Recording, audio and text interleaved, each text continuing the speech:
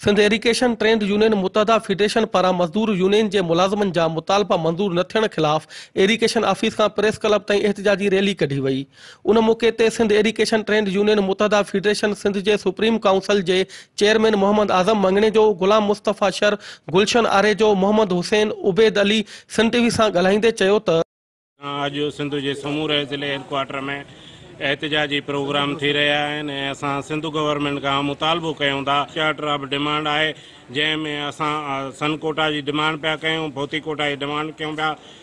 सिहत कार्ड जेके Sindh government secretariat के मुलाजमन, सिंध असेंबली के मुलाजमन, CM हाउस वारन के, गवर्नर हाउस वारन के भी ॾेई चुकी है। वो सिंध के सभी मजदूरन के ॾिना वञनि। पूरे ईस्ट में असां एतरी नाइंसाफ़ी आहे, गलत प्रमोशन कयूं था वञनि। एक माण्हू 25 साल साॻी टेबल ते वेठो आहे ऐं उन जा जेके पुट भाइर सोट ऐं भाणजा जेके को बि कमु नथा कनि, उन जा गलत प्रमोशन कया था वञनि। पर उन जगह ते जेकॾहिं भोचारनि जा परे जा माण्हू खया वेंदा त उहे साइडनि ते उन जगह ते कमु न करे सघंदा। ख़ुदा महिरबानी करे असांखे जेको आहे सनकोटा जेको आहे ॾिनी वञे। हिनन सिंध हुकूमत का मुतालबो कंदे चयो त असांखे सनकोटा ऐं सेहत कार्ड ॾिनो वञे। कैमरामैन अशरफ अली अबड़ो सां गॾु शबीर फलियो, सिंध टीवी न्यूज़, खैरपुर।